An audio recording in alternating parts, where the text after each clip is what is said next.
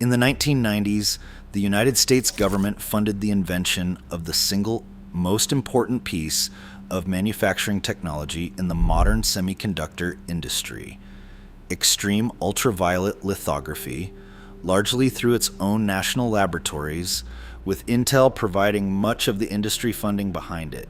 The entire point of the effort was to make sure America controlled the machine that would print the next generation of computer chips, after Japanese companies had already taken over the previous generation of that same equipment market in the 1980s, a loss the American semiconductor industry still talked about decades later. Today, the company that actually holds a complete monopoly on that technology isn't American. It isn't Japanese either. It's a company from the Netherlands that most people outside the semiconductor industry have never heard of, called ASML. Every chip in the world more advanced than about 7 nanometers. The processors inside phones, laptops, and the servers running artificial intelligence has to pass through one of ASML's machines at some point, and there is no second supplier to call if ASML can't or won't sell you one. The scale of that dependence is hard to overstate. Industry estimates put ASML's share of the overall lithography equipment market at somewhere between 90 and 94%, with the remainder split between two much smaller Japanese competitors, Nikon and Canon, who only compete in older, lower precision categories of the technology. In the specific category that matters for cutting-edge chips, extreme ultraviolet systems, ASML's share isn't 90%. It's effectively all of it. China has reportedly poured enormous state resources into an effort to replicate this technology domestically. Described by some observers as a Manhattan Project-style undertaking, and has still not managed to produce a working competitor. So here's the actual question.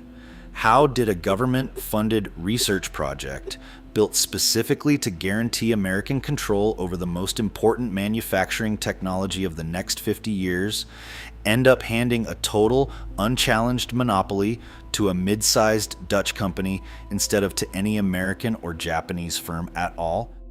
The easy explanation is that ASML simply built better engineering than everyone else, and there's real truth in that. But the deeper cause is that this was as much a geopolitical decision as a technical one, made years before ASML had proven it could deliver on any of it. When the foundational research was ready to be licensed out to industry in the 1990s, the American consortium managing that handoff, made up of Intel and a handful of other US chip makers, had to decide who would get access to technology that had just been developed inside US national laboratories. Nikon, still one of the two dominant lithography suppliers in the world at that point, declined to join the consortium, partly because of the political controversy around handing recently developed American government technology to a Japanese company only a few years after Japanese lithography and memory chip makers had been blamed for gutting the American semiconductor industry.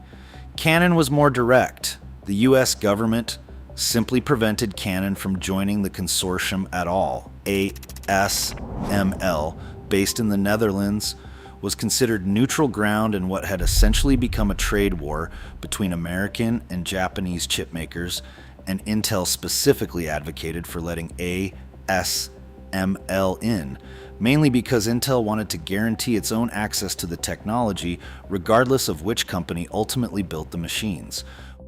Once inside that consortium, ASML didn't just gain a license. It went further and bought out its own American competition. Silicon Valley Group, a US company that held its own separate license to the same technology, was acquired outright by ASML in 2001. The other American company holding a license, Ultratech Stepper, looked at the cost and technical difficulty involved and simply chose not to pursue it further. Nikon and Canon, excluded from the consortium that had access to the actual underlying research, never managed to independently develop a competing version of the technology on their own. By the time the dust settled, every path that could plausibly have led to an American or Japanese company controlling this technology had closed. one at a time, and ASML was the only company left standing at the finish line. It's worth knowing that ASML wasn't some obviously destined winner from the start either. The company was spun out of the Dutch electronics giant Philips in 1984 as a small joint venture, and its early years were rocky enough that survival, not dominance, was the actual goal. In its first months of existence, ASML made a decision that seemed reckless to established rivals at the time, outsourcing essentially all of its manufacturing to outside suppliers rather than building the vertically integrated operations Nikon and Canon relied on. That decision, made mostly out of necessity because the small Dutch company didn't have the capital to build everything in-house, turned out to be exactly the structure that let it later acquire and tightly integrate with best-in-class suppliers like Zeiss, rather than being locked into components built entirely inside its own walls. In 2001, ASML introduced a dual wafer stage system that let one wafer be measured while a second was being exposed to light at the same time, dramatically improving both speed and positioning accuracy compared to the single stage machines its competitors were still building. That single innovation helped ASML overtake both Nikon and Canon in market share by 2002, years before extreme ultraviolet technology even entered the picture, and it's part of why ASML was already the strongest of the three companies by the time the American government consortium had to decide who would get access to the next generation of the technology. Having the license and the underlying research turned out to be necessary but nowhere near sufficient, which is where the actual mechanism behind this monopoly gets built. Extreme ultraviolet light is difficult to generate and even harder to direct, with the precision needed to print features smaller than a virus onto a silicon wafer. And ASML solved that by locking up the two hardest technical problems through partnerships that eventually became acquisitions. A company called Cymer had pioneered a method of generating the light by vaporizing tiny droplets of molten tin with a laser, and ASML bought Cymer outright for roughly $2.5 billion, absorbing the light source technology directly into the company rather than depending on an outside supplier for it. Directing that light with enough precision required mirrors so exact that if one were scaled up to the size of Germany, its largest imperfection would still only be about 1/10 of a millimeter, a level of precision only one company in the world, the German optics firm Zeiss, could reliably produce. Rather than risk depending on an outside supplier for a component that critical, ASML invested roughly $1 billion to take a minority ownership stake directly in Zeiss's semiconductor optics division, tying the two companies together permanently. A third acquisition, a Taiwanese inspection technology company called Hermes Microvision, cost ASML about $3.1 billion, and further rounded out the set of capabilities a competitor would need to replicate before even attempting to build a rival machine. The final piece of the mechanism is the one that turned this from ASML's own extremely expensive gamble into something the entire chip industry had a direct financial stake in protecting.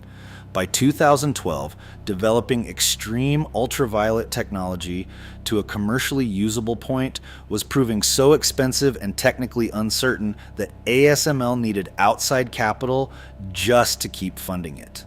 Instead of raising that money from ordinary investors, ASML persuaded its three largest future customers, Intel, Taiwan Semiconductor Manufacturing, and Samsung, to become direct shareholders and research funders at the same time.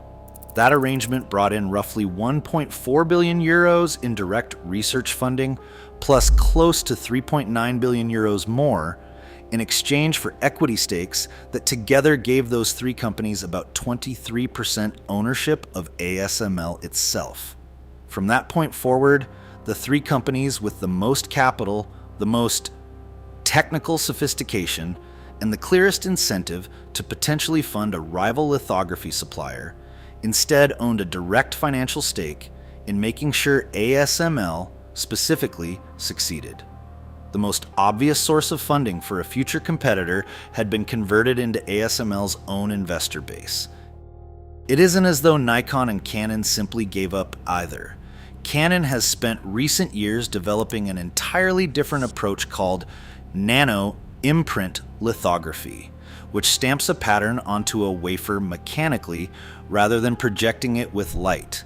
And the company claims the technique can achieve resolution equivalent to 5 nanometer chips, while using less power and costing less than a comparable extreme ultraviolet system. As of now, adoption remains limited mostly to memory chips and specialty optical applications, rather than the cutting-edge logic chips that extreme ultraviolet dominates, and it hasn't come close to displacing ASML's position for the highest performance processors. It's a real technical alternative rather than a dead end, but 30 years after being shut out of the original government-funded consortium, the two Japanese companies that once dominated this entire industry are still competing at the margins of it rather than for the center. None of that is what actually stops a well-funded new entrant today, though. The physical machines themselves, roughly the size of a double-decker bus, weighing over 100 tons and requiring dozens of trucks or multiple cargo aircraft just to ship in pieces before reassembly at a customer's factory, are hard enough to build on their own.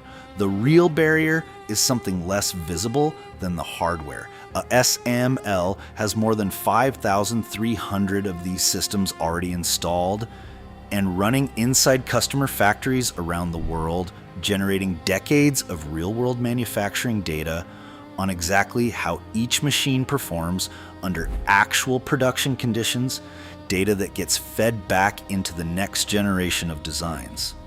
A country or company trying to catch up doesn't just need to reverse engineer the physical machine sitting in a lab. It needs to replicate 3 decades of accumulated supplier relationships, manufacturing feedback, and installed base experience that were never written down in any single patent or blueprint anyone could copy. That's the specific barrier that has reportedly stalled China's state-funded effort to build a domestic alternative, despite years of investment and genuine engineering talent behind it. What makes this monopoly different from an overhyped one is that nothing about it is fragile or artificially inflated relative to what the company actually delivers. Roughly a quarter of ASML's revenue comes directly from these extreme ultraviolet systems, and the company's service and maintenance business on its enormous installed base provides a steady, recurring layer of revenue on top of new machine sales. There's no bubble here waiting to pop, no gap between perception and fundamentals, the way there is with an overhyped stock or an overhyped city. This is a genuine, durable, technological choke point sitting inside one company, built through a specific sequence of political decisions in the 1990s, followed by 3 decades of deliberate acquisition and financial engineering that most people, including most people inside the tech industry, never hear about until a chip shortage or an export control fight puts ASML's name in the news. That last part is not incidental to the story either, because ASML is the only company on Earth that can sell the machines capable of printing the world's most advanced chips. The government of the Netherlands, under sustained pressure from the United States, has restricted which countries ASML is allowed to export its most advanced systems to, treating a purely commercial piece of manufacturing equipment as a matter of national security policy in a way that essentially no other industrial machine gets treated. A company controlling this kind of choke point does not just set its own prices and delivery schedules, it becomes an instrument of foreign policy for the country that happens to host its headquarters, whether or not that was ever the plan when a small joint venture spun out of Philips in 1984. The open question is not whether this monopoly is overvalued. It is whether any government-funded effort, decades after the political decisions that created this outcome were already made for entirely different reasons than the ones driving today's competition, can actually close a head start that was never really about engineering talent in the first place.